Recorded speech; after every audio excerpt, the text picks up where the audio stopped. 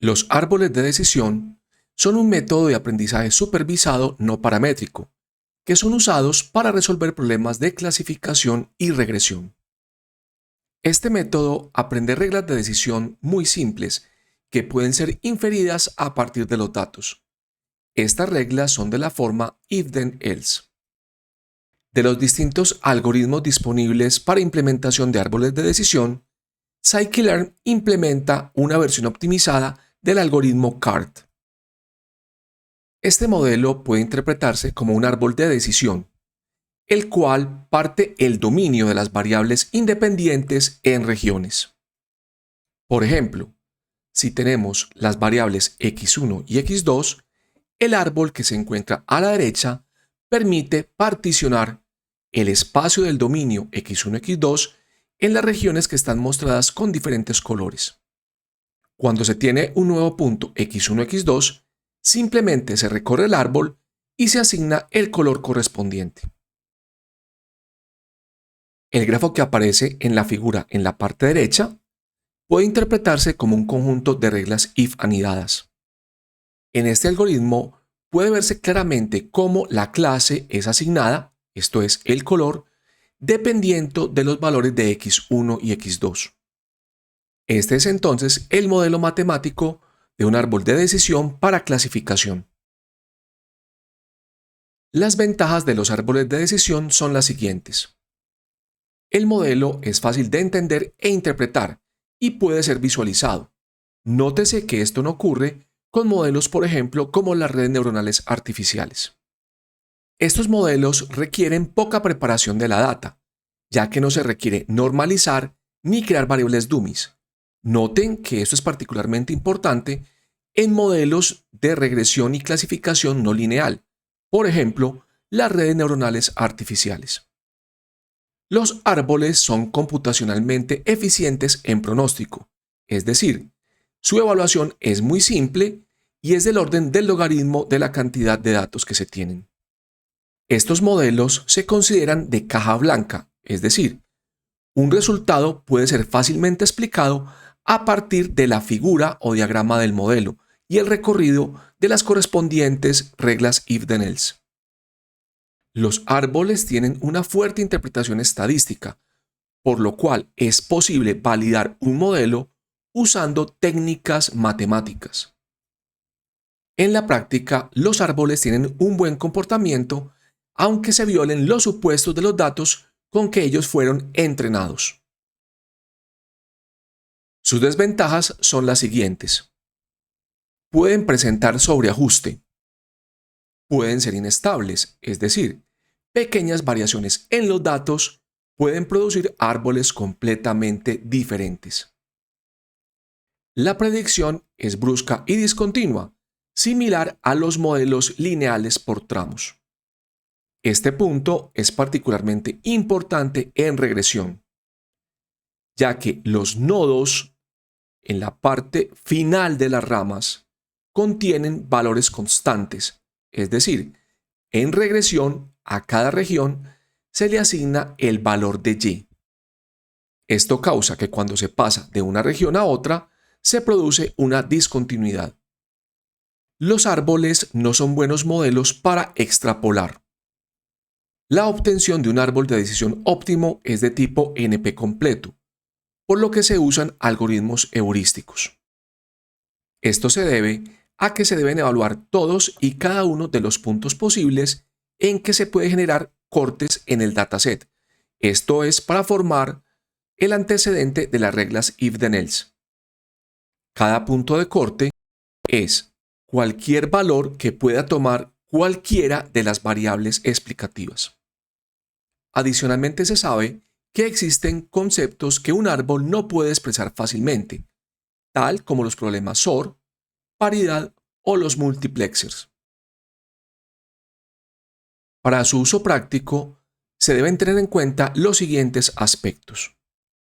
Los árboles tienden a sobreajustar datasets que tienen un gran número de características, particularmente cuando este es más alto que la cantidad de ejemplos disponibles. Por ello, se recomienda el uso de técnicas de reducción de la dimensionalidad, tales como el PCA, el ICA o técnicas de selección de características antes de entrenar el árbol. Después de obtener un árbol como tal, se debe analizar su estructura y visualizarla, con el fin de analizar su consistencia y su interpretabilidad.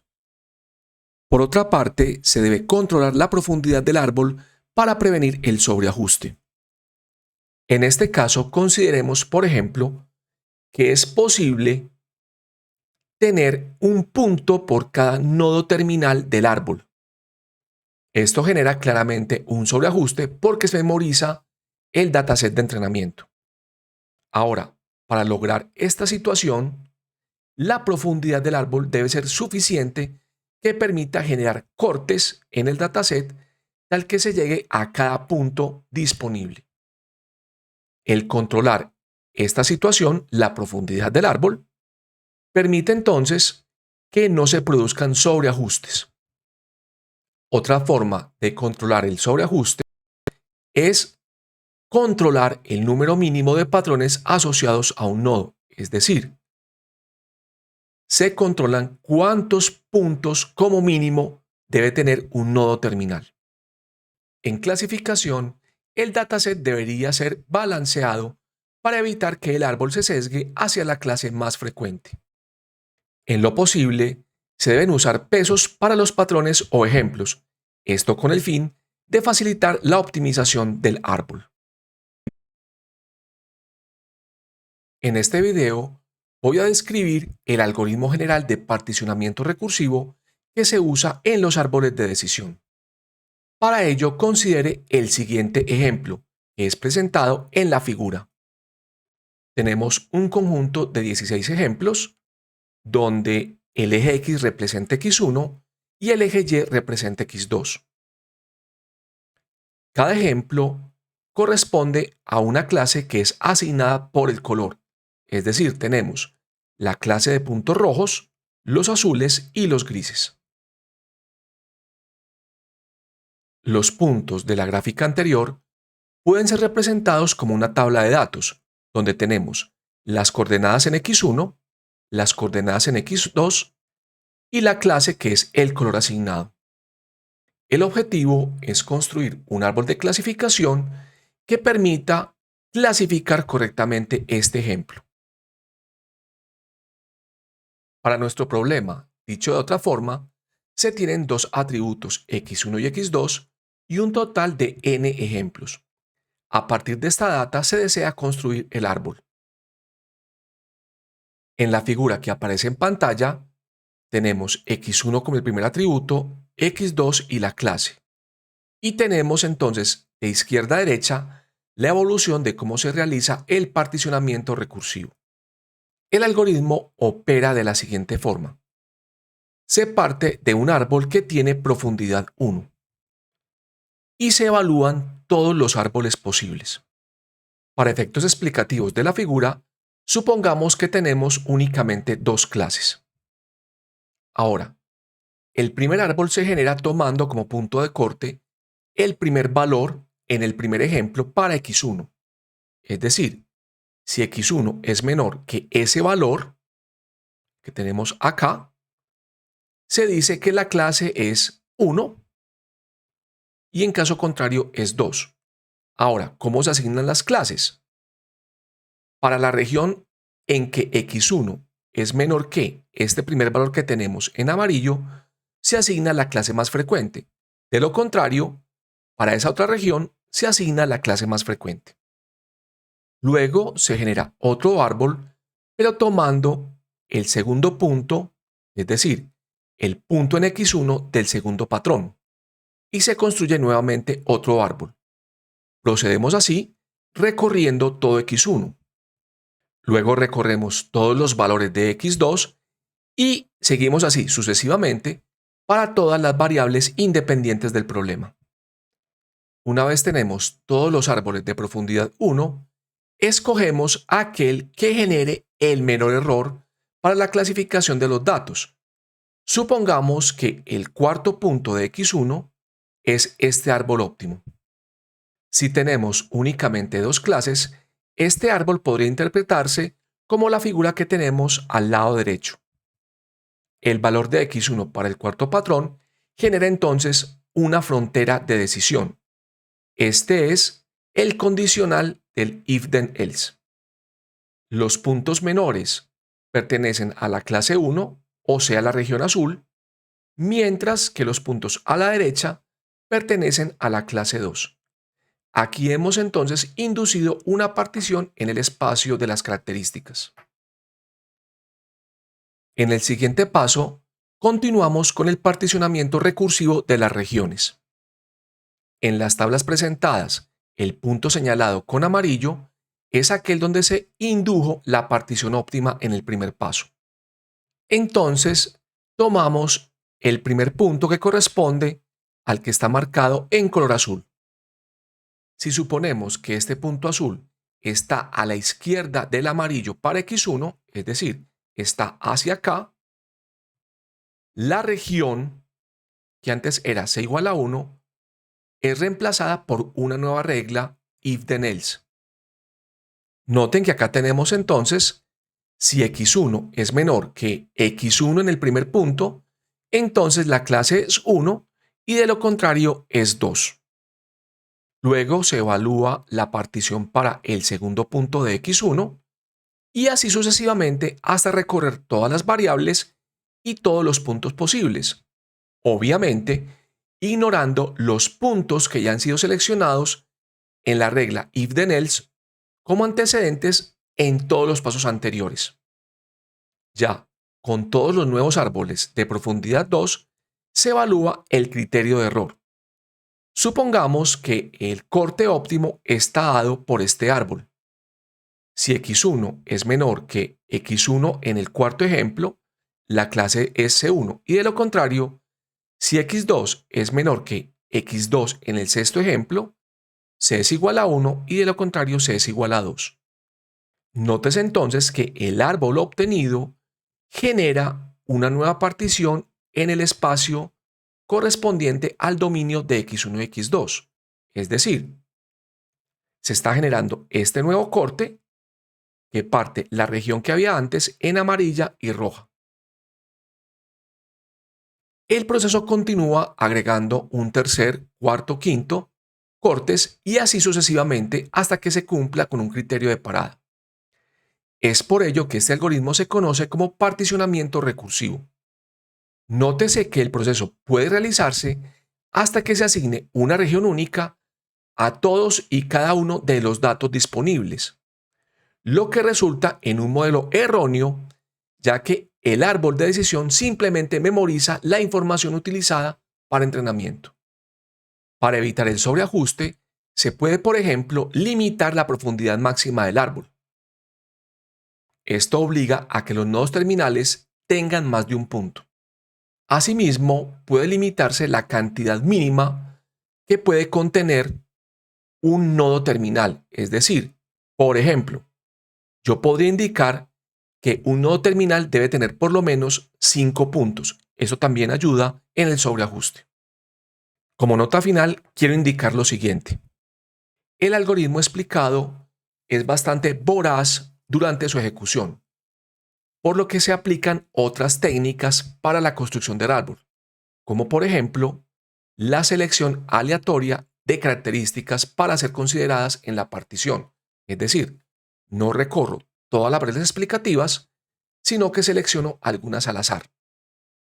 Esto ayuda en la reducción de los costos computacionales. Sobre este tema hablaré más específicamente en los objetos implementados en scikit-learn. En este video voy a abordar algunos de los elementos fundamentales de la formulación matemática de los árboles de decisión.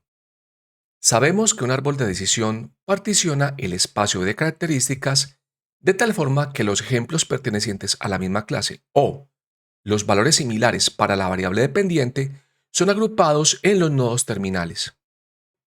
Esto se logra mediante el algoritmo de particionamiento recursivo.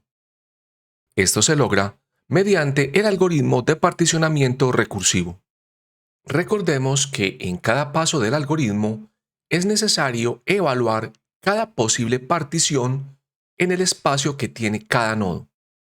Ello indica que debemos tener una métrica que nos indique qué tan buena es la partición en cada punto del espacio de entrada.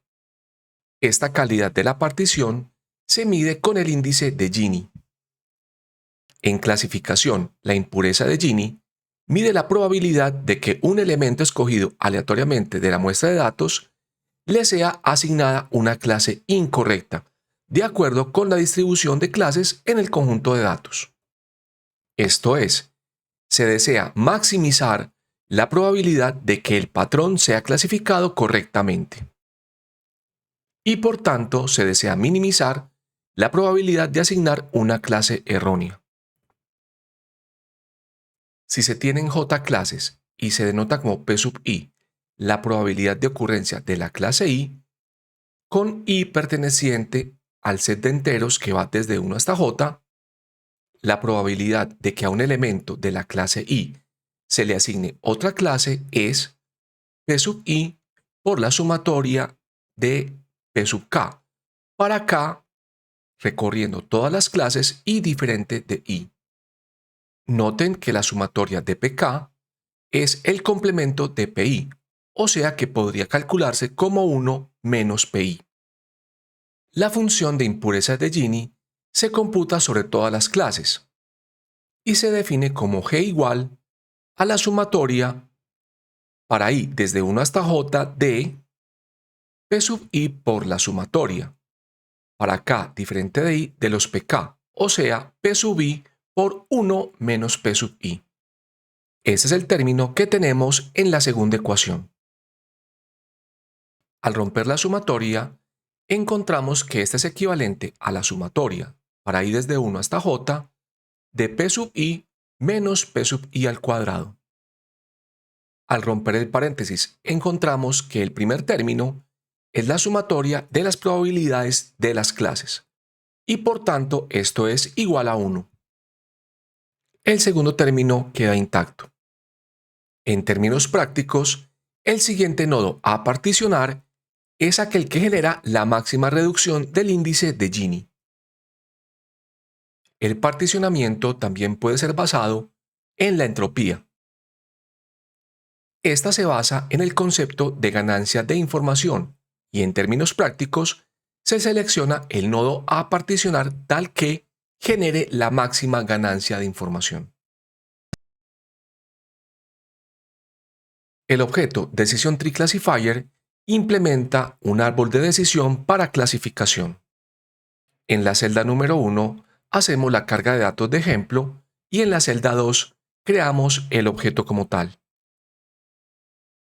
El constructor de este objeto tiene los siguientes parámetros. Criterion, que es la métrica utilizada para medir la calidad del corte.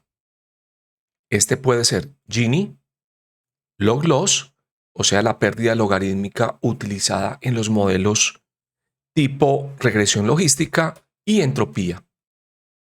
Splitter, que indica la estrategia utilizada para escoger el corte en cada nodo.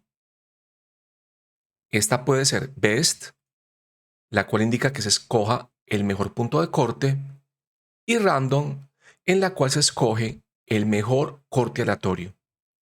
Más depth indica la profundidad máxima del árbol. Si es none, los nodos son expandidos hasta que todas las hojas sean puras o hasta que todas las hojas contengan una cantidad de ejemplos inferior a min sample split. Min sample split es el número mínimo de ejemplos requeridos para poder dividir un nodo interno, es decir, realizar su partición. Si es especificado como un entero, indica la cantidad de ejemplos. Si es un flotante, indica el porcentaje de la muestra de ejemplos utilizado como número mínimo de muestras. Min sample leaf indica el número mínimo de ejemplos requerido para que un nodo sea una hoja. Esto es un nodo terminal. Un punto de corte a cualquier profundidad será únicamente considerado si él deja al menos min sample leaf ejemplos de entrenamiento en cada una de las ramas, es decir, la rama izquierda y la rama derecha. Este parámetro tiene el efecto de suavizar el modelo, especialmente para regresión. Si es un entero, indica la cantidad de ejemplos. Si es un flotante, indica el porcentaje del tamaño de la muestra utilizado como Mean Sample Leaf. Mean Weight Fraction Leaf es un parámetro que indica el valor mínimo que debe tomar la suma total de los pesos para que un nodo sea una hoja. Este parámetro tiene sentido únicamente cuando se establece el parámetro Sample Weight. Mass Feature es el número de características a considerar cuando se está buscando el mejor punto de corte. Si es un entero, indica el número máximo de características en cada corte. Es decir, no se busca sobre la totalidad de variables independientes, esto con el fin de no caer en costos computacionales demasiado altos. Si es un número en punto flotante, indica el porcentaje del total de características en que se buscará el mejor punto de corte. Puede ser SQRT, en el cual el cálculo se hace como raíz cuadrada de la cantidad de características. Log2, en cuyo caso el cálculo es el logaritmo base 2 de la cantidad de características. Y puede ser non, en el cual se busca el punto de corte en todas las características. Random State es la semilla del aleatorio. En este caso, hay que tener en cuenta los siguientes puntos. Las características son siempre permutadas en cada corte, aun si el splitter fue fijado en best. Cuando el argumento o parámetro más features es menor que la cantidad de características, el algoritmo seleccionará max features aleatoriamente para cada corte, antes de proceder a la búsqueda del mejor punto de corte. Pero el mejor punto encontrado podría variar entre corridas, aun si el parámetro max features es igual a la totalidad de características disponibles. En este caso, si el mejoramiento del criterio utilizado es idéntico, es decir, no cambia para varios puntos de corte, entonces un punto de corte será seleccionado aleatoriamente.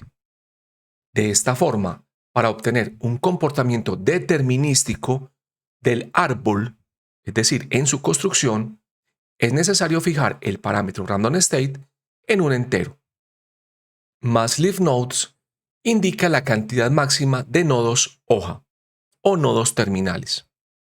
Cuando su valor es non, el árbol tiene un número ilimitado de hojas. El parámetro MinImpurity Decrease controla el valor mínimo que debe tener el decremento en la función de impureza para que el split sea considerado. El parámetro ClassWeight permite asociar un peso a cada clase y se especifica como un diccionario donde la clave es el nombre de la clase y el valor es el peso asociado. Si este parámetro es non, todas las clases tienen peso igual a 1. El parámetro CCP-alfa indica el valor usado en el algoritmo de corte de mínimo costo complejidad. Por defecto no se realiza pruning del árbol. Al igual que en los demás modelos, se tienen los métodos fit y score y predict para pronóstico. El atributo clases reporta las clases encontradas por el algoritmo y en clases indica el total de clases encontradas. El objeto StatTree implementa un árbol de clasificación extremadamente aleatorizado. Este difiere del árbol clásico de decisión en la forma en que es construido. Cuando se van a separar los ejemplos de un nodo en dos grupos, se generan particiones aleatorias para cada una de las max feature características seleccionadas y se escoge la mejor partición. Recordemos que del total de variables independientes, el algoritmo escoge aleatoriamente max features y sobre este realiza la búsqueda del punto de corte. Se debe tener en cuenta que cuando massFeatures es igual a 1, se construye un árbol completamente aleatorio. En la celda número 1 se realiza la carga de datos de ejemplo, en este caso el dataset de la flor del iris, y en la celda número 2 se construye el objeto. El constructor del objeto ExtraTreeClassifier tiene los mismos parámetros que el DecisionTreeClassifier y por tanto no serán discutidos acá. Al igual que para el DecisionTreeClassifier, tiene los métodos Fit, Score y Predict, y los atributos clases y en clases. El objeto DecisionTreeRegressor implementa un árbol de decisión para regresión. En la celda número 1 cargamos el dataset de prueba y en la celda número 2 construimos el objeto. El parámetro Criterion permite especificar el criterio para medir la calidad del punto de corte. Por defecto es Square Error. Este parámetro puede tomar los siguientes valores. Square Error es igual a la reducción de varianza en el criterio de selección de características y minimiza la pérdida de L2 utilizando la media en cada nodo terminal. Recordemos que acá estamos haciendo un problema de regresión y por tanto en un nodo no vamos a tener clases idénticas sino valores reales. Esto implica entonces que se está promediando el valor en cada nodo terminal respecto a los nodos o puntos del dataset original que se recogen allí.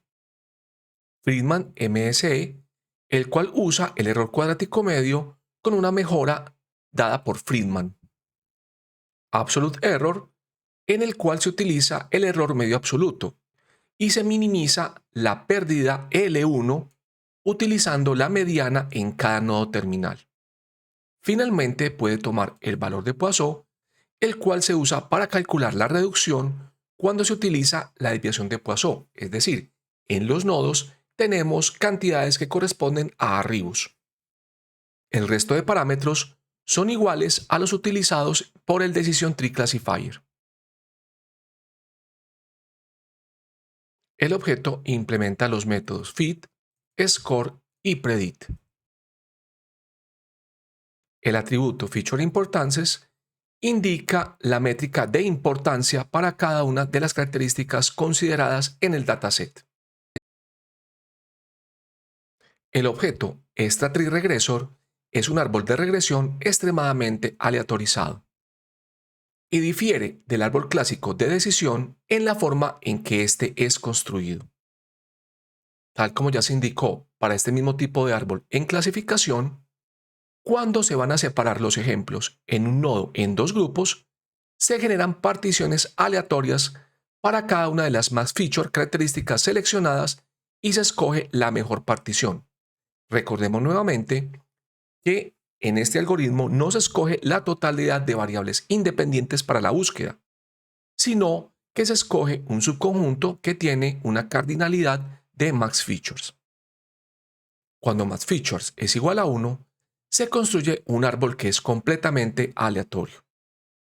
Una nota muy importante es que la documentación indica que este modelo solamente debería usarse dentro de métodos de ensamble y por tanto no debería usarse de forma aislada. En la celda 1 realizamos la carga de los datos de ejemplo y en la celda 2 realizamos la construcción del objeto. Los parámetros del constructor del ExtraTreeRegressor son idénticos al del constructor del DecisionTreeRegressor y por tanto no serán discutidos en esta parte. Ya que en la documentación se indica que este modelo debe usarse como parte de un ensamble, en la celda número 2 se implementa un Bagging Regressor. Este recibe el ExtraTree y el aleatorio se fija en 0. Y se pueden utilizar Fit, Score y Predict para su uso. Scikit-learn importa la utilidad SportTest para poder graficar el árbol como texto. Para ejemplificar su uso, vamos a cargar el dataset del iris y vamos a asignar las variables X y Y correspondientemente. En la celda 2 creamos una instancia del Decision Tree Classifier y lo entrenamos utilizando fit. En la celda 3 se realiza la importación y uso de la función exportTest. La función recibe los siguientes parámetros. Decision Tree, que es una instancia del árbol a ser exportado. Este puede ser un Decision Tree Classifier o un Decision Tree Regressor. Feature Names, que son los nombres de las características, y es una lista de longitud igual a en features. Cuando es none, se crean nombres genéricos como feature 0, feature 1 y así sucesivamente. El parámetro más deep indica la profundidad máxima del árbol a ser exportada. Los nodos o ramas truncadas serán marcados con 3 puntos. Spacing es un parámetro que indica el número de espacios entre ramas. Cuando es más alto, será más ancho el árbol producido. Esto es en pantalla. Decimals es la cantidad de decimales a imprimir y toWeights es un booleano que indica si se imprimen o no los pesos asociados a cada nodo. En la salida de la celda podemos ver entonces el árbol impreso por la función. Scikit-learn también implementa la función plotTree para graficar el árbol de decisión. Este es un objeto gráfico cuyo tamaño es ajustado automáticamente al tamaño del eje para graficación. Se pueden utilizar los argumentos fixSize o DPI en plt.figure, esto es Matplotlib, para controlar el tamaño de la figura. En la celda número 1 se carga el dataset del iris. En la celda número 2 se crea una instancia del Decision Tree Classifier y se entrena.